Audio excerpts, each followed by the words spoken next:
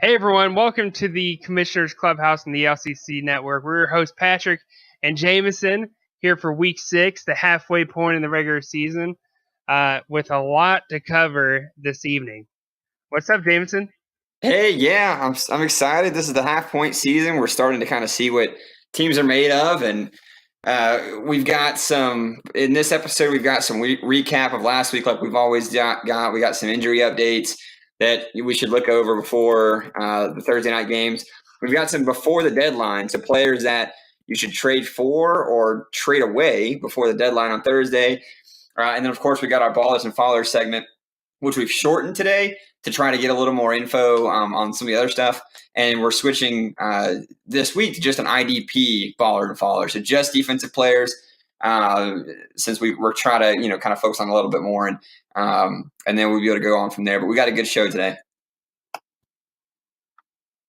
Yeah, so let's start it up. I guess are we doing weekly recap next? Yeah, we'll jump into the recap. Go ahead with the first team that you got up there. Yeah, man. So we'll go ahead and start with the game of the week. That was myself versus Billy. That was a crucial game for both of us. I really didn't think I was going to win. I'm just kind of surprised that I'm even undefeated at the moment. But, yeah, that was a good game. Ended up beating Billy 258 to 239. And between us, that was our third game ever playing against each other. Puts me in the lead in the series 2-1. Yeah, Billy, he had two players get single digits in that game. He had some injuries happen. He just, his team didn't seem kind of cohesive, especially on the offensive side of the ball, with the exception of Adam Thielen. So, but his metrics bear out. I mean, the league leader in points. He hasn't had any points scored against him hardly. So he should be able to continue and that's on the that thing pace. As long as Billy's team can survive in terms of injuries, he's tied right now for first place in the division. Peyton's got the edge, but he's outscored the Peyton by nearly 200 points for the season. So yeah, I really think Billy is going to go deep this year. I don't think this game really means anything for him, even though his points did drop significantly. No, everyone has a bad week. He'll rebound he'll rebound just fine and be able to keep moving forward. So cool. Well, what's the next game we got on the schedule? So the next one's probably one you don't want to talk about, but it's probably the upset of the year. If assuming no stat changes happen, Bryson upsetting Jameson here, 269 to 267, giving Bryson his first fantasy win of all time. I don't even think he's ever played fantasy football before, so that's fun to be on the other end of that and be remembered for that forever. Yeah, this is one of those games. It happens. The metrics. They bear. We talked about in the group chat all day. They didn't bear out this kind of result, but it happens. It's one of those fluky things. And I was watching the game last night after I went to dinner with my wife for our 1-year anniversary, and I saw Cameron Jordan get 12 points, and I was telling her, I was like, I don't remember him fumbling or causing a fumble, so I don't think that's his points.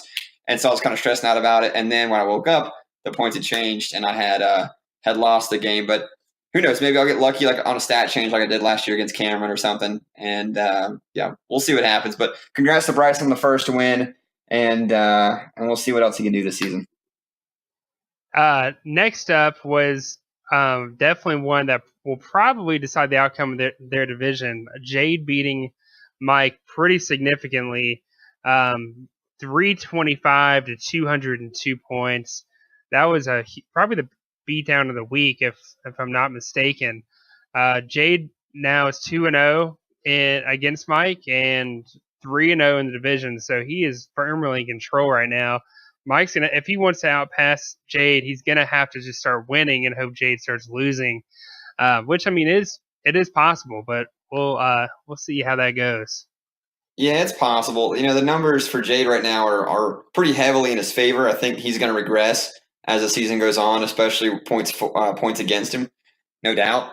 And he's also got a couple players that are trade candidates that we, at least me and you, think that should be off his team, before the trade deadline. So I see some regression in his future, but his division right now at least doesn't look like it's incredibly difficult. So he might have one of the easier roads to the playoffs. Next up was one of the divisional rivalry games we were excited about seeing, which was ultimately a disappointment in terms of the score.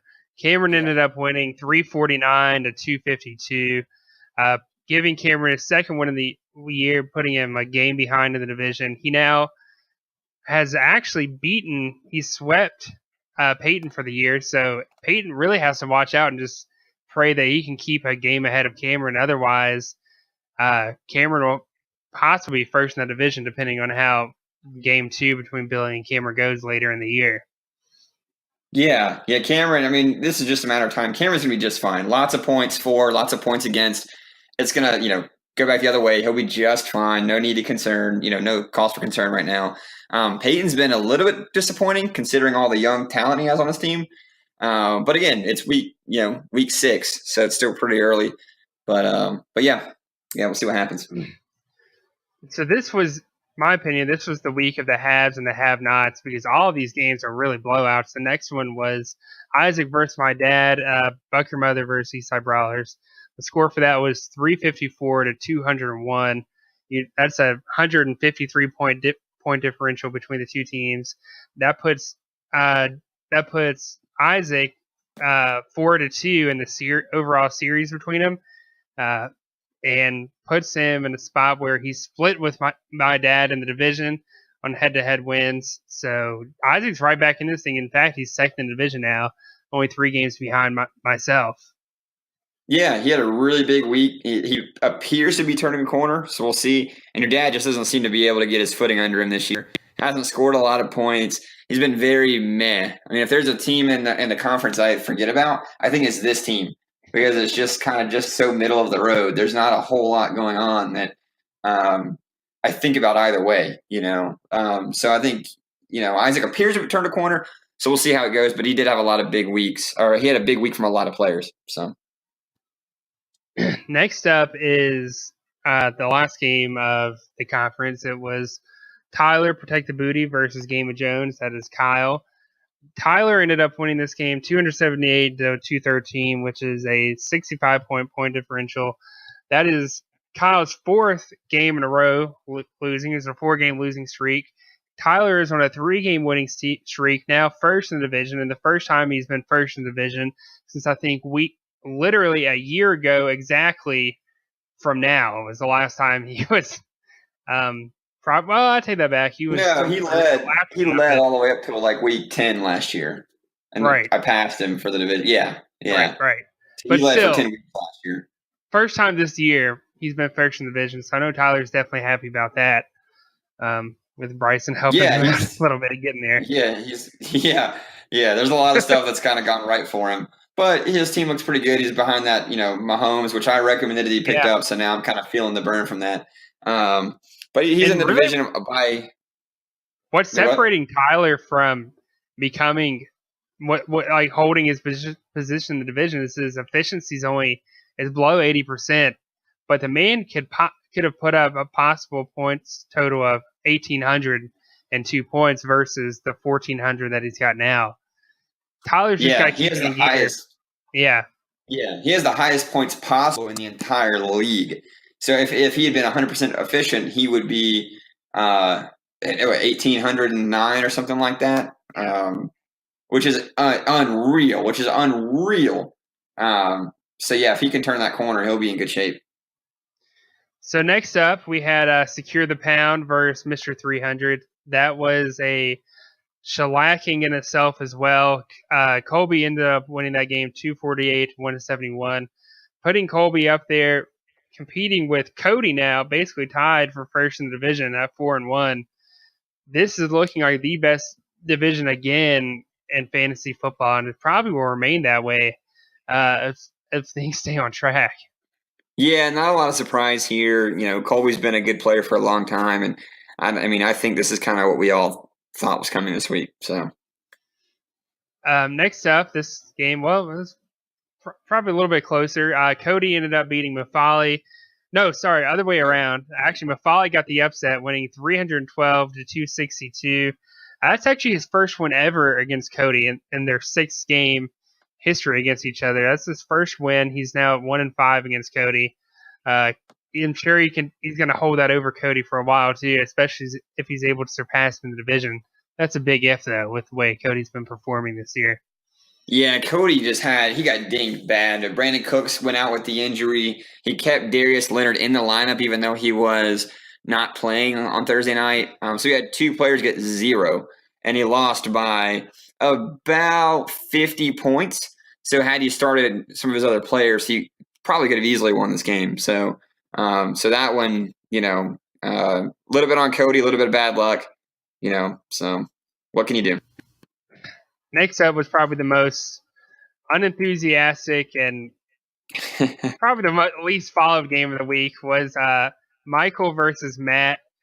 Michael ended up pulling out a huge upset, winning 316 to 189, putting a beat down on him and actually giving him his 3rd win against Matt, putting him in 3-1 in the series versus Matt since 2017, and he's no longer winless. I mean, enough said about Michael. Yeah, so he comes out strong in his first win, and Matt had 4 players in the single digits this weekend, which is unreal. I've not only ever seen that. You're not going to win games with 4 players in single digits. No. So he's going to have to get things turned around there. And Michael's he's only 2 games away from tying first in the division. So yeah, watch out, Hunter. Very much in this thing. All right, next up was Charles versus Hunter. Charles' team, it's so crazy how far off I was about Charles, but he's 0-5 now. Lost to Hunter of Champions, 248 to 195. He didn't even break 200. Again, this is the week of the haves and have-nots, and Charles is definitely the have-not. Just of the whole season so far. Yeah, it's been pretty atrocious. Efficiency in this game was just awful. I mean, he left 103 points on the board between just 2 players. Easily could have turned this game around had he been a little more efficient in that regard. So just a bad kind of showing altogether. Just one of those weeks. Next up was another big upset during the week. Jordan ended up beating Daquan 323 to 241. Put a real big win on the board and actually gave him his 10th win over Daquan, making him 10-3 against Daquan since our inaugural season in 2010. Daquan was in a position where he could ultimately win the division right here and there, but because of that, he's now split with Jordan. Jordan's only 2 games behind him for the division. He's still got a pretty good lead, but Daquan now has to watch out and kind of be aware of the fact that Jordan is starting to get right behind him. Yeah. I mean, the difference here, Daquan didn't have any players that had a great week except one of his cornerbacks, where Jordan had, I don't know, 5 or 6 players who had great weeks. So, that's going to be the difference there. But yeah, you're right. He's right behind him. So we'll see how that plays out this season. Last game, it was Abortion Clinic versus Vegetarians. That's David versus Storm. That puts Storm at 4-1. He's on a 2-game winning streak, while Abortion Clinic, who started out the season 2-0, is now 2-3. Ended up losing the game 235 to 149, and giving Storm the 2-1 lead in the overall series between both teams. I'm not sure he set his lineup. He had 2 players who got 0 in that game. So I'm not sure what happened there. He lost by 90, so it probably wouldn't have mattered a whole lot. But still really weird. And Alvin Kamara had a fluky, awful game this weekend too. So that's a little bit there. I don't know if we can expect that same kind of horrendousness as we move forward. But yeah, so that's is that all we have for the recap for the week? Yep, that is all we have for the recap. All right, awesome, cool. Well, we'll move into injury updates. A couple players that might have gotten hurt this week that people should know about.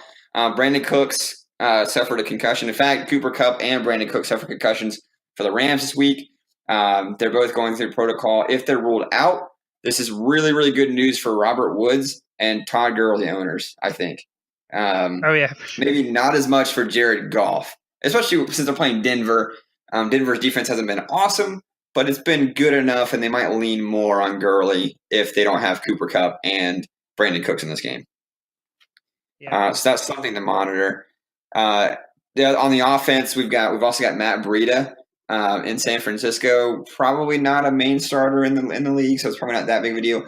But you might want to look at Alfred Morris, who's now probably the only healthy back they have before they go sign somebody in an offense that has no one else to give the ball to. I mean, can you name a healthy wide receiver for the 49ers right now? I can't even think of one right now off the top of my head. Is Dante Pettis healthy? I don't even know. I mean, that's their team. They're going to have to run the ball with Alfred Morris, and he played pretty well after Breida went down. So you might want to look into him. Other than that, not a lot of good news for anybody. Saquon Barkley. So this was your sit of the week last week, Patrick, and he went off with 48 points. He did. So, he showed me up. He knew I was talking about Yes, he did. He did. He knew you were talking about him. I had him in my office league, and I started him, of course, and I won. But I think he hurt his back on that last play where he caught the touchdown in Carolina. Yep. I think he hurt his back. And it didn't seem like it's a major injury, but it's a short week. They play on Thursday night. No, I mean, same thing happened with T.Y. Hilton. That's part of the reason why he didn't play this last Thursday, because it's a short week. And there were reports out there saying he could have played Sunday if it was a longer week. But no, I can see Saquon missing this coming week, depending on how he recovers. Yeah, absolutely. Fantasy-wise, probably not good news for anybody but OBJ if they throw the ball a lot more. But I don't really know how that might benefit anybody except someone who's playing Peyton. Maybe that's the only benefit in that regard. So you mentioned the Colts. Speaking of the Colts, we got two Colts defensive players on here, and Anthony Walker was out with concussion, left early in the game. They're going through concussion protocols. Bad week for that. Clayton Geathers hurt his neck. He's already likely been ruled out for Week 6 already, and we're only on Tuesday night. So you might want to look at other options this week. He's probably not going to play. It looked like it was pretty serious, so he might be missing a few weeks at least. So just kind of have some backup options. I know that you've got him, Patrick, in our conference. And then Marshawn Lattimore went down with concussion early on in the game last night in New Orleans. This was my sit of the week. So I guess I kind of got that by default. I don't think he would have done much anyway because they did not throw the ball to the receivers for the Redskins at all, even when they were down by 30-something points last night. But yeah, Marshawn Lattimore, he hasn't, I don't think there's a lot of, consequence in the fantasy realm with him being in or out. So, but that's all we have right now for injury updates. We'll jump into our next segment here that we wanted to do before the trade deadline. So we call this before the deadline. So this is kind of a list of what do we have? 6 players here, 7 players, 6 players that we're going to discuss that you should trade away or trade for before the deadline hits on Thursday. So if you want to kick it off, Pat, you can go ahead and do that. Let's go ahead and get started. Let's go ahead and start out with probably the biggest surprise, depending on who you are, of the years. Pat Mahomes. Pat Mahomes is absolutely tearing it up. He's been very consistent every week. Last week was his lowest scoring game of the week. He only had 37 points, but again, he was playing against the best pass defense in football this year. So, you get 37 against the best defense. Hell, I'll take it. You're not. He only had 37. Yeah, only 37. Oh my God. He only had 37. He had an awful week, and he still scored more than most quarterbacks do every week. But here's why Pat Mahomes is on here, because of the fact that he is a young quarterback. This is basically his rookie year, despite what you might think, in my opinion. Pat Mahomes is young, and it sounds crazy to ever consider trading him away. But when I think about how teams regress after years like this, the way the Chiefs are playing right now, I don't want to bear the brunt of that. And if you're not going to even keep him next year, if you got a decent starter, I would be trading him right now, because right now he's at the top of the fantasy world for quarterbacks, and you could probably get someone to pay hand over fist for him if you're smart about it. Or if you're in the other table and you don't have a quarterback, I would be doing everything I could to get Pat Mahomes, because the man's been so consistent. he's a weekly weapon that you can count on every single down and every single week. Yeah. So you brought it up there. I think for this particular player, it's going to depend a lot on what your structure of your team is like. If you've got a good quarterback behind him, trade him away. I know a guy who has Pat Mahomes in our office league. He's got Phillip Rivers right behind him. So he could definitely just roll with Phillip Rivers. Tyler's got Matt Ryan in our conference. He could roll with Matt Ryan. So if you're going to make that playoff push. Playoffs? Don't talk about it. Playoffs? You kidding me? Playoffs? I found the draw. I wanted to use it. If you're going to make that playoff push and if you try to turn Pat Mahomes into, somebody else that might work, maybe a running back that's underperformed or a receiver, if you've got an injury somewhere, definitely do that. Or like you mentioned, if you've got nobody, if you're rolling with Baker Mayfield or Mitch Trubisky or Jameis Winston or someone like that, go get Mahomes to try to make a run. So that's why he's up here. But our next candidate here we've got is Mark Ingram, which we alluded to earlier when we talked about Jade's team. Mark Ingram, he's a trade away candidate, right? Yeah, I have him as a trade away candidate because of the fact that he went off against the Redskins. In my opinion, he is the ultimate handcuff running back in football, probably the best handcuff running back of all time in fantasy, in my opinion. If at the moment, at least, if you look at the way their offense is built and the types of potential he's going to get every single week, and I just really love what he is capable of doing in terms of those red zone plays. He had 2 rushing TDs. He didn't get many receiving yards, but those TDs are what are going to make a difference. Alvin Kamara is still a great running back. Nothing against him, but I just love his red zone ability and his efficiency when he's in the red zone. In fact, even outside the red zone, he's still going to get you first down points. But how? So why are you advocating the trade away? Because he had a big game? Because he had a big game. And in fact, this is a bye week, and this is a trade deadline as well. This is your only chance. Up until now, you would have gotten nothing from Mark Ingram. People in general just aren't patient enough to wait on him. But if you have been that guy that's been patient enough, you could go either way with this. I mean, you could be someone that's trying to trade for him. But if I have Mark Ingram, I am trying to get rid of him right now while he is hot, because this is a contract year for him. If I'm not wrong, I'm pretty sure this is last year's contract. He's got to show out. I don't see how the Saints are going to be able to afford him next year with some of the talent they've got on their roster. This is going to be a big year for Mark Ingram, and I think this is the time to get rid of him. Or if you're in need of a running back, this is the time to go get him if possible. Yeah, absolutely. You alluded to it with the red zone dependency. I mean, without those 2 touchdowns, he has a solid game, but he's not nowhere near the starting running back that I think that you want from someone like that on that team. Especially with splitting time with Alvin Kamara. I mean, I know Kamara had a bad game yesterday, but how many times is that script going to be reversed where Kamara gets 50 and Mark Ingram gets 10? Yeah. So I mean, he's definitely got a lot of standalone value. He's kind of like Tevin Coleman and Freeman. They're definitely both going to play. But I mean, if I can flip Mark Ingram for another starting running back or a starting receiver, maybe a T.Y. Hilton or someone like that. I mean, I'm doing it. I'm going to add value to my team where it's going to be for the rest of the year. And try to get out from under that. So, and that kind of brings us to our next point with James Conner, our next trade away target. This one's obvious. Le'Veon Bell's going to come back sooner rather than later. He's got to eventually. Week 10, I think, is the deadline. Week 11, but he said he's coming back on week 8. The bye week's week 7, so you really got one more week of James Conner for the Pittsburgh Steelers before he's basically useless. There's nothing left. Yep. And it sounds you probably won't get much for him at this point, in my opinion.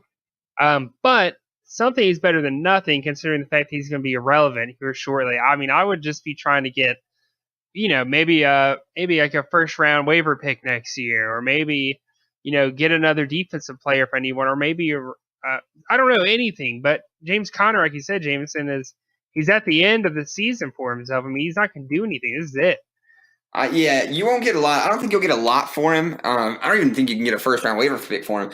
But here's 2 benefits to trading for James Conner. Okay, One, if something happens to Le'Veon Bell, or if they decide not to use him, which I don't see possible, but if something happens, James Conner's the guy. There's no one splitting time like there is with the Broncos or the Falcons or the Lions or the Eagles. No one's splitting time with him. Another benefit is that Le'Veon Bell's not going to be a Steeler next year at all. So if you get James Conner, he only plays 6 games. He sits out the other 10, the other 10 games. You get to keep him for probably a 15th round draft pick, and he's going to be the starting running back for the Steelers next year. I guarantee it. So there's a lot of benefit in the long game. If you can hold on to him, if you've got a good enough team where you can win and hold on to him, or if you just suck and you're trying to play for next year, James Conner's a really good play. So reach out to Jade or whoever owns James Conner and try to make a deal. So definitely go after him. All right. So our next player for this subject is, and you're probably thinking I'm crazy, it's Khalil Mack. If I have Khalil Mack, I'm trying to trade him away right now. And here's why. Because Khalil Mack in our league is so dependent upon sacks that without those sacks, he is absolutely worth nothing. The last week he played in week 4, he only had 3 tackles. He had a forced fumble. Sure, that's a big splash play. You're going to get points for that. And he had a sack.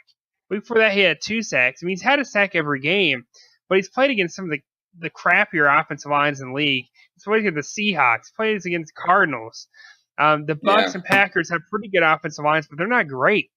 All right? I mean, we're getting up to the point where they're going to be playing against teams like the Minnesota Vikings, like the New England Patriots. I mean, teams, the LA Rams during the playoffs. I'm going to try to get rid of him now if possible because I really don't think he's going to sustain the success he's had up to this point in a team that is desperate, watering at the mouth for a linebacker. I'm going to throw it at him and try to milk that cow as much as possible because I just don't have faith in these types of linebackers that are so dependent upon splash plays because splash plays are so inconsistent in the NFL and really any level of football. You cannot guarantee points off that, and I would be very worrisome if I was a team that was banking on that. I agree. I mean, if he was a defensive end, he would be a lockdown number 1 guaranteed every week, sure. No discussion. Yeah. We're not even talking about him. But he's a linebacker. And there are guys who get off the waiver wire. They're going to be scoring in the high 20s, low 30s, every single week. And Khalil Mack's been dominant this year. But when teams start planning for him, when they start doubling him, they start getting the ball out faster, they're going to plan for him. And like you said, he's going to face better lines. I mean, last season with the Raiders, he had, I don't even know, 7 games below 20, 8 games below 20 points out of a linebacker. And that's not what you want. And it's not like he was less dominant last year, or not as good as he is this year. It just happens. He's going to have that regression. And so if I can get him to someone like you said who needs a linebacker or who needs a spark, I mean, I'm getting rid of him. I'm trading him away for anything like that right now. So, but so we've got this one. I don't know if I agree with this next one. I saw you put it up here. I wanted you to talk about it. You've got DJ Moore, Carolina receiver. Still behind Devin Funchess. Greg Olsen might be back. Christian McCaffrey's the number 1 receiver and running back for that team. So what is it about DJ Moore you think people should trade for? Because he's a Panther. No, I'm just kidding. That's not the reason. No, here is why I'm not only a big fan of DJ Moore. If you watch the film on DJ Moore, he is the type of receiver, he's the type of player that can just explode on a defense after he makes a catch. He only had 4 receptions this past week with 49 receiving yards and 4 targets. 4 targets, 4 receptions. That ratio is phenomenal. And I get it. You're looking at yourself. He only had 4 catches. I mean, I can't bank on getting those kind of 24 points again off 4 catches. No, you can't. But he did that against the New York Giants, who are ranked 8th in pass defense. They're going up against the Washington Redskins next week, which is the 7th best. But then they got the teams like the Philadelphia Eagles, whose pass defense is horrendous. They've got the Buccaneers. They've got the Steelers. They've got the Bucs again. I mean, they got the Cleveland Browns. They've got the Saints. The list goes on and on. I love DJ Moore for his after the catch ability to make plays and to go off. I mean, I really love the future in this kid and the fact that if you can trade him, keep him next year for next to nothing, I'm telling you, with Greg Olsen on his way out the door, there's no way he's going to be playing much longer. DJ Moore is an investment piece that is worth paying a little bit for now, next to nothing, to have him next year as a treasure piece, in my opinion. Yeah, if anything, he's an investment. I don't see a lot of value in him now. He's only gone over 20 points one time, and that was this week against the Giants. Even when he had the 51-yard touchdown catch against the Falcons, he only had 18 points that week, I think. So I don't know about right now, but like you mentioned, it's kind of like James Conner. If you're going to trade for him, I think it's more of a long-term kind of investment. Next year you're probably going to be the number one guy. Well, yeah, I don't have a ton to add to DJ Moore. So this last one here, and then we'll kind of go quickly through ballers and followers. OBJ, you have trade away OBJ. I do have to trade. Here's the thing. I mean, OBJ. I mean, he's a guy that's, he's great. I mean, we all remember the highlight reels. I mean, he did good against Carolina, but there is a visible rift between OBJ and that organization right now, and especially with some of the play calling that's going on. And he's that type of receiver that it's all about me. And we have seen it time and time after again where that kind of attitude ruins an NFL offense. I mean, you look at a guy like Terrell Owens back in the day. You look at Chad Johnson eventually when he got to the New England Patriots. I really think Odell Beckham, don't get me wrong, he's a great receiver. I think he's got potential.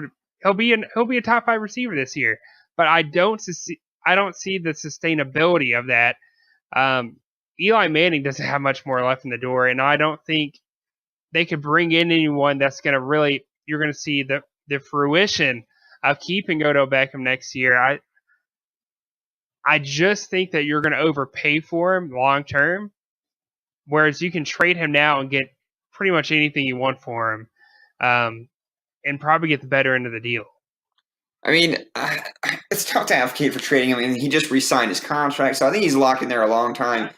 Even just, excuse me, just like money-wise, it's going to be hard to cut him or get rid of him. But I mean, I think if you are going to get rid of him, it's probably going to depend a lot on your team. You know how strong your receiving core is. No, I mean, if you're a team like myself, if I have Odell Beckham and I have no receivers, I'm keeping Odell Beckham. I'm not trading him away. Yeah. You know what I mean?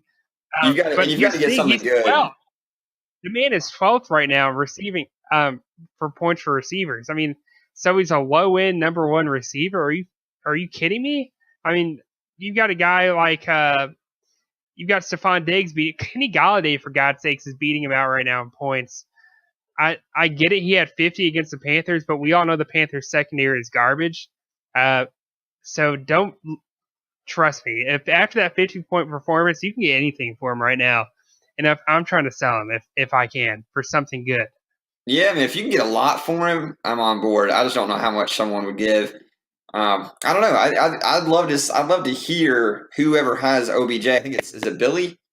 I'd love to hear Billy in our conference. I'm not sure who has. Oh, Hunter Champions has him in the other conference. I'd love to hear their opinions and like what they might ask for him, or what they might be able to, what they might take to give up. I would like to kind of hear what they think about that, because that'd be interesting. But yeah, he's our last one we had before the deadline. So, take that advice, look into it. I'm sure there's other players, but be aware of that. Be aware that this is the last week. Think about some long-term, players like James Conner, the Tevin Colemans that are on their last year of their contracts that might be, big names next year. So just look into that and pay attention and see if we can make some moves before Thursday. So last one here real quick. We'll wrap it up probably a minute or two. Ballers and fallers.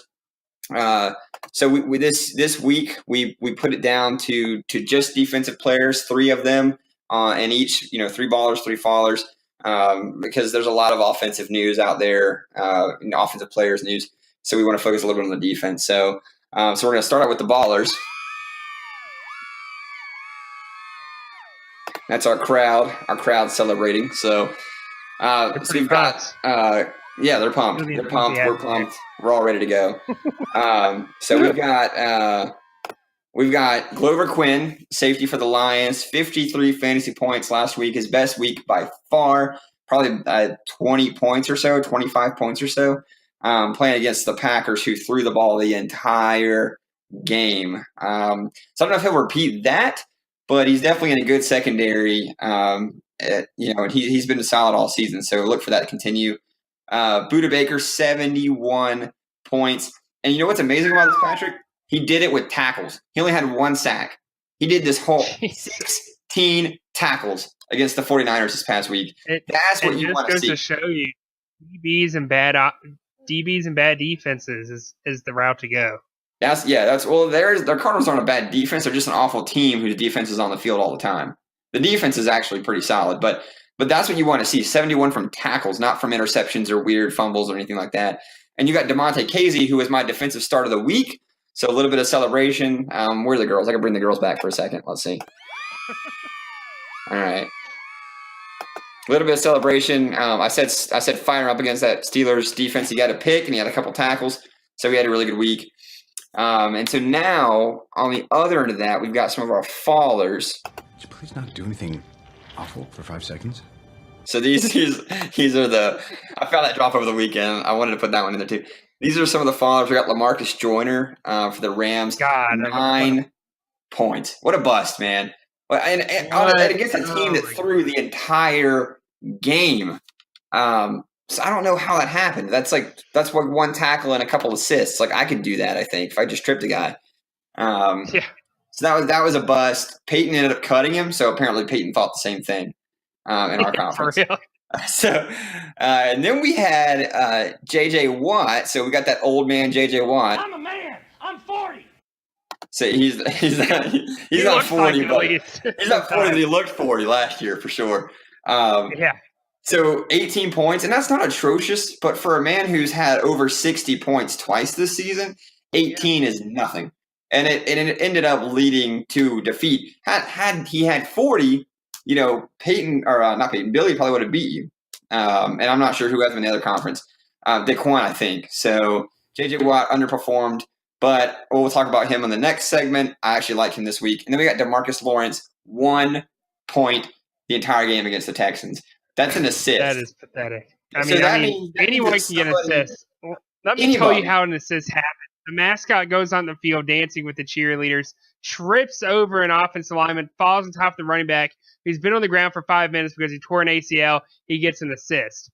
That is pathetic for Marcus Lawrence. That's exactly how Alfred Blue runs up the middle. Leighton Vander Esch just runs him over, and as he's falling, DeMarcus Lawrence touches him, and he gets the assist. That's how he gets a point in that game, in the entire game. So he did nothing. But look for him to rebound. Anyway, so that's our ballers and fallers for this week. It's a little shortened because of some of the other content we wanted to get through. But, everybody, let us know. If you're listening to this, let us know. Did you like the shortened segment with just defensive players? Do you prefer the more traditional offensive and defensive where we both pick players? Are there certain things that you like about the show that you want to see more of? Things that we should cut out? Give us feedback. We want to play with this. We want to make this, as good as we can. We moved it to 2 shows to try to make it a little bit shorter. I'm kind of running over time, but give us feedback. Let us know what you like and don't like, and we'll keep tweaking the show for you. But I think that's all we got this week, Pat. Yeah, man, that's it. Thanks for joining us again for week 6. It's going to be a crazy week this week. All right, marks the end of the first half of the season. For those of us that have been in the league a long time, we all know the second half is an entire season in itself. So prepare yourself for the madness. Mid-season madness is upon us, and Wild Waiver Wednesday is here, my friends. So get ready. Yeah. Make sure that you're making some moves so I can talk about you on the podcast, on the next podcast. And seriously, listen to this on YouTube. We'll promote it. We'll get some. But everyone, let's do it. Give us some feedback and let us know what you think. And we hope you guys like it. We want to keep doing this. It's a lot of fun for us. So, but with that, it's time to say good night, Patrick. I'll talk to you later. And see you, man. Yep. I guess we're out.